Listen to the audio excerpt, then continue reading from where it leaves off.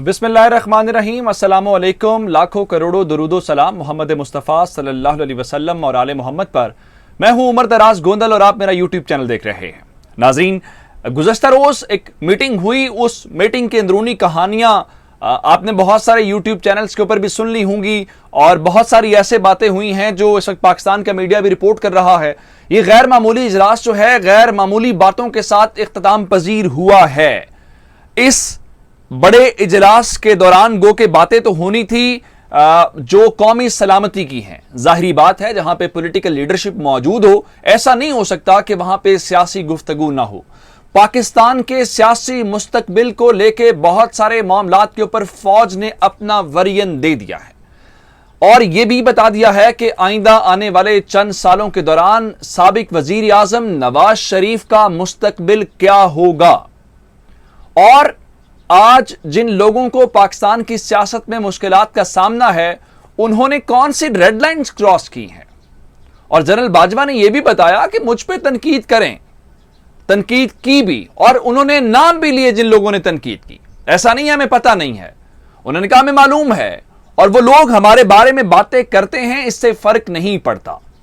लेकिन यह बात शख्सियात तक रहती तो मुनासिब थी। उन्होंने कहा यह बात इदारों तक गई है और इदारे का एक अपना रवैया और मिजाज होता है, इसलिए नवाज शरीफ को लेके उन्होंने एक ऐसी बात की है जो नून लीग के सपोर्टर्स और वोटर्स के लिए परेशान कुन हो सकती है, उनके हौसले पस्त कर सकती है। फिर बहुत ज्यादा ऐसी बातें जो हमने मीडिया के अंदर, इंटरनेशनल मीडिया रिपोर्ट कर रहा है, उन बातों को लेके, चूंकि ISI का अपना नेटवर्क है, पाक फौज के अपने मामलात हैं, सवालों के बहुत सारे जवाब दिए हैं। वहां पे बिलावल भुट्टो जरदारी साहब ने खुल के सवाल किए। ऐसा नहीं है कि सिर्फ और सिर्फ ऑपोजिशन ने सवाल किए, गवर्नमेंट के लोगों ने भी सवाल किए। कुरैशी साहब ने वहां पे सवाल किए, सवालों के जवाब मिले। और फिर भारत को लेके ऐसी बातें की गई हैं कि भारत के जो लोगों ने बहुत ज्यादा अपनी तरफ से इन्वेस्टमेंट कर रखी है और वो ख्वाब देखते हैं कि वो मुस्तकबिल के अंदर ये काम करने जा रहे हैं, भारतीयों के लिए बहुत परेशानी का सामान है। इंडियंस जो हैं उनके लिए अच्छी खबर नहीं है कि उन्होंने जितनी इन्वेस्टमेंट की हुई है वो इन्वेस्टमेंट डूबती हुई नजर आ रही है। फिर पाकिस्तान की कौमी सलामती से मुतल्लिक पाक फौज और पाकिस्तान की पार्लियामान ने फैसला किया ये बातें एक इजलास के अंदर नहीं हो सकती, हमें और इजलास करना है, हमें और बैठ के आपस में कंफ्यूजन को दूर करना है। तो इस सिलसिले में एक और इजलास बुला लिया गया है। इससे आप अंदाजा करेंगे भारतीयों के साथ होने क्या वाला है। फिर सियासी मामले के ऊपर, खासकर जैसा कि मैंने आपको बताया कि नवाज शरीफ और सियासी मामलात के ऊपर बात हुई, वहां पे मुशाहिद हुसैन सैयद ने एक ऐसी डिमांड उन सब में बैठ के कर दी जिसकी तवक्को भी लोग नहीं कर रहे थे और वो महफिल के मुतालिक थी नहीं। फवाद चौधरी साहब इस मौके के ऊपर मौजूद थे जो पाकिस्तान के वजीर इत्तलात हैं, और आर्मी चीफ ने एक ऐसा जवाब दिया मुशाहिद हुसैन सैयद को कि पूरी महफिल के अंदर जो कहे हैं वो सुनने को मिले। फिर बिलावल भुट्टो जरदारी ने एक ऐसा मुतालबा किया पाक फौज के सरबराह से जो यकीनी तौर पे एक्सपेक्टेड था भी और नहीं भी था, लेकिन पाक फौज ने उसका दलाइल के साथ जवाब दिया। और फिर हमें, आपको अगर अंदाजा हो तो PTM और पश्तून जितनी लीडरशिप है वो पाक फौज के बारे में उनके कुछ कंसर्न्स हैं, वो बातें करते हैं। जनरल बाजवा ने उनको बातों का जवाब दिया है, दलील के साथ उनको कायल किया है, उनको बताया है कि ऐसा नहीं है कि हम आपकी बातों को इग्नोर करते हैं, और दलील के साथ एक ऐसा जवाब दिया जो मैं आज की इस पूरी वीडियो के अंदर आपको बताने वाला हूं। अब आपसे गुजारिश ये है कि हमारा यूट्यूब चैनल सब्सक्राइब कर लीजिए, बेल आइकन के ऊपर क्लिक कर लीजिए ताकि हमारी आइंदा आने वाली वीडियोस आप तक पहुंचते रहें। इस इजलास के अंदर सबसे पहले जो DG ISI हैं लेफ्टिनेंट जनरल फैज हमीद साहब, उन्होंने 1.5 घंटा कौमी सलामती कमेटी को ब्रीफ किया। 1.5 घंटे की ब्रीफिंग के बाद सवालों जवाब का सेशन शुरू हुआ और आर्मी चीफ ने स्टेज संभाल लिया और आर्मी चीफ ने कहा कि आप हमारे मुंतखब लोग हैं, आप कौम की नुमाइंदगी करते हैं, इसलिए आपके जहनों में जितने सवालात हैं आप वो सवाल कीजिए और हम उनका जवाब देंगे। पहला सवाल पाकिस्तान मुस्लिम लीग नून ने किया और मुस्लिम लीग नून की नुमाइंदगी करते हुए मुशाहिद हुसैन सैयद साहब मौजूद थे। बड़े घाघ सियासतदान हैं, बड़े पुराने सेनेटर हैं। दूसरा सवाल कौमी असम्बली में कायदे हिज़्ब इख्तिलाफ शहबाज शरीफ ने किया। यानी पहले दोनों सवाल जो हैं वो नून लीग को मौका दिया गया क्योंकि आपके कंसर्न ज्यादा हैं। फिर बिलावल भुट्टो जरदारी साहब मौजूद थे तो बिलावल साहब को भी मौका दिया गया और तीसरा सवाल बिलावल भुट्टो जरदारी ने किया। फिर कुरैशी साहब जो पाकिस्तान के वजीर खारजा हैं, उनके ज़हन में भी कुछ सवालात थे, उनके ज़हन में भी कुछ बातें थी, तो इस सिलसिले में वहां पे ये बातें उन्होंने भी सवाल किया। फिर आज के दिन एक और डेवलपमेंट हुई है कि वजीर आजम इमरान खान जो हैं वो कौमी सलामती कमेटी के इजलास के दौरान शरीक क्यों नहीं थे। यह बहुत ज्यादा क्रिटिसाइज कल से किया गया है कि किसान कन्वेंशन जरूरी नहीं था, अगर पॉलिटिकल लीडरशिप मौजूद थी तो प्राइम मिनिस्टर को खुद मौजूद होना चाहिए था। इससे अंदाजा होता कि यह कितना सीरियस इजलास है। उसका आज जवाब आ गया है। फवाद चौधरी साहब जो विफाकी वज़ीर इत्तलात हैं, उन्होंने बताया है कि नून लीग का यह मुतालिबा था। शहबाज शरीफ साहब ने स्पीकर कौमी असेंबली को यह बाज़ाब्ता आगाह किया था कि अगर वजीर आज़म आए तो हम इजलास का बायकॉट करेंगे। इसलिए हमने इस प्रोग्राम के स्पिरिट को बरकरार रखने के लिए यह फैसला किया कि जो वजीर आज़म साहब हैं वो इस इजलास के दौरान नहीं आएंगे।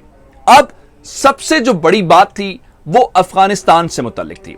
अफगानिस्तान की बात को लेकर वजीर आजम मौजूद थे या नहीं थे, लेकिन इस दौरान एक और बहुत बड़ी डेवलपमेंट हुई है। वो डेवलपमेंट ये है कि पाकिस्तान, चीन, रूस और ईरान को लेके एक इत्तेहाद कायम हो गया है। उस इत्तेहाद को लेके इस सिलसिले में गुफ्तगू हुई कि ये चारों ममालिक क्या चाहते हैं। ये चारों ममालिक ये चाहते हैं कि अफगानिस्तान में खाना जंगी नहीं होनी चाहिए।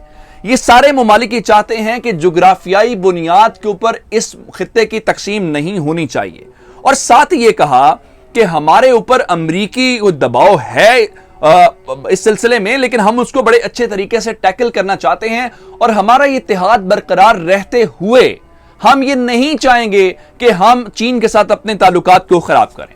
फिर आपको अंदाजा होगा कि एक खबर बड़े अरसे से घूम फिर रही है कि जनाब भारत के और इसके अलावा जो तालिबान हैं उनके आपस में रवाबित हैं, उनके ताल्लुकात हैं।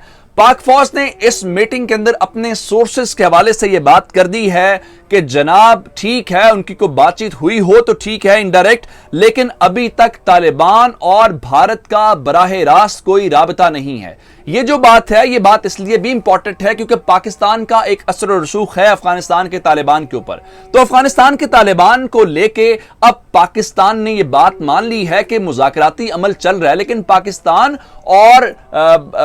जो वहां पे काम करे वो अपनी जगह पे, लेकिन भारत जो है उसका बराह रास्त यानी डायरेक्ट कोई ताल्लुक नहीं है। अच्छा, पॉलिटिकल, चूंकि मैंने कहा पॉलिटिकल लीडरशिप मौजूद थी और पॉलिटिकल लीडरशिप के होते हुए ये नहीं हो सकता कि वहां पे पॉलिटिकल क्वेश्चंस ना हो। तो इस दौरान जो मुशाहिद हुसैन सैयद है जिन्होंने पहला सवाल किया था और उनका ताल्लुक चूंकि मुस्लिम लीग नून के साथ है, तो आपको अंदाजा है कि नून लीग की और पाकिस्तान में एस्टैब्लिशमेंट के ताल्लुकात थोड़े कशीदा हैं। नवाज शरीफ को लेके ये बात उन्होंने सबसे पहले तो क्लियर की बाजवा साहब ने कि जब मेरी जात के ऊपर अयाज सादिक साहब जब साबिक स्पीकर कौमी असेंबली हैं उन्होंने और नवाज शरीफ ने मेरी जात की हद तक तनकीद की तो हमने इस बात को बर्दाश्त किया, लेकिन जब ये सूरत हाल जात से आगे बढ़ के जब ये फौज पे बतौर इदारा साबित हुई तो हम इस चीज को बर्दाश्त नहीं कर सकते और हम इसको टॉलरेट नहीं करेंगे। इस पे मुशाहिद हुसैन सैयद ने ये कहा एक लाइटर नोट के ऊपर मुकालमा करते हुए कि जनाब आप नून लीग के ऊपर हाथ हौला रखें, जिस पर आर्मी चीफ मुस्कुरा दिए और कहा कि फवाद चौधरी साहब साथ ही खड़े हैं आपके। इसका मतलब यह था कि आपके मामलात को हम कुछ नहीं कर सकते, आपके मामलात को सियासी हुकूमत ने तय करना है। अच्छा, फिर बिलावल भुट्टो जरदारी ने जो बात की वो बड़ी इंपॉर्टेंट है। वो बड़ी इंपॉर्टेंट बात इसलिए है कि एक तो आर्मी चीफ ने यह साबित किया कि पाक फौज किसी तौर पे पश्तूनों के खिलाफ नहीं है। एक तो उन्होंने ये बताया कि पाक फौज के अंदर 40% लोग वो हैं जो हमारे फौजी हैं उनका ताल्लुक पश्तून बेल्ट से है, यानी वो पश्तून है। इसका मतलब है हम पश्तूनों के खिलाफ नहीं है। दूसरा उन्होंने कहा कि मेरे जो साहबजादे हैं, जो छोटे साहबजादे हैं, उनकी इवन मंगनी भी जो है यानी उनका जो रिश्ता है वो भी तय एक पश्तून फैमिली के अंदर हुआ। इससे अंदाजा करें हमारी एक्सेप्टेंस क्या है। अब आते हैं असल मामले की तरफ। पाकिस्तान पीपल्स पार्टी के चेयरमैन बिलावल भुट्टो जरदारी ने आर्मी चीफ से यह कहा कि आप मेहरबानी करें और आप पीटीएम के जो एमएनए हैं अली वजीर, उन्होंने जो कुछ बोला, जो कुछ कहा, आप उनको माफ कर दें। आर्मी चीफ ने कहा कि हमने तनकीद बर्दाश्त की है, जहां तक तनकीद है इस सिलसिले में मेरी जात की हद तक तो हमने बर्दाश्त किया। उन्होंने मिसाल जैसा कि मैंने आपको नवाज शरीफ और रियाज सादिक वाली दी, लेकिन अगर आप इदारे को गालियां देंगे तो ये बर्दाश्त नहीं करेंगे। जिस पे उन्होंने कहा कि अली वजीर साहब को पहले माफी मांगनी पड़ेगी। इस दौरान मोहसिन दावड़ जो है उनका ताल्लुक भी चूंकि पीटीएम से ही था, तो उन्होंने उठ के बोलने की कोशिश की। चूंकि स्पीकर इस इजलास को चेयर कर रहे थे तो स्पीकर ने उनको रोकने की कोशिश की, जिसपे चीफ साहब ने कहा कि नहीं, आप उनको बोलने दे, वो खुल के बात करें। इस पे उन्होंने कहा कि आप हमारे ऊपर इल्जाम लगाते हैं कि हम मुदाखलत करते हैं। मोहसिन दावड़ साहब, आप बताएं, अगर हम मुदाखलत करते हैं तो जनाब हमारी इस मुदाखलत के होते हुए आप जीत के कौमी असेंबली में पहुंच सकते थे। और फिर यह भी कहा कि आपकी बात को हम वेटेज देते हैं क्योंकि आप इलेक्टेड लोग हैं और हमारा कोई आपके बारे में इस किस्म का ग्रज है नहीं। उन्होंने पूरी नशिस्त के दौरान उनसे पूछा कि आप मुझे यह बताएं कि ऐसा कौन सा मौका था जब आपने मुझे अप्रोच किया हो या आपने मुझे मिलने की कोशिश की और मैंने आपको टाइम ना दिया हो या आपको मिला ना हो। तो उन्होंने कहा कुछ बातें रेट्रिक्स होते हैं वो करते रहे, लेकिन हकायक को जो है वो नजरअंदाज ना करें। तो ये चीफ ने बहुत खुल के मामलात के ऊपर डिबेट किया। मुझे उमर दराज गोंदल को फेसबुक, ट्विटर, इंस्टाग्राम के ऊपर फॉलो कर सकते हैं। मेरा यूट्यूब चैनल सब्सक्राइब कीजिएगा। आपकी समातों का बहुत शुक्रिया। खुदा हाफिज।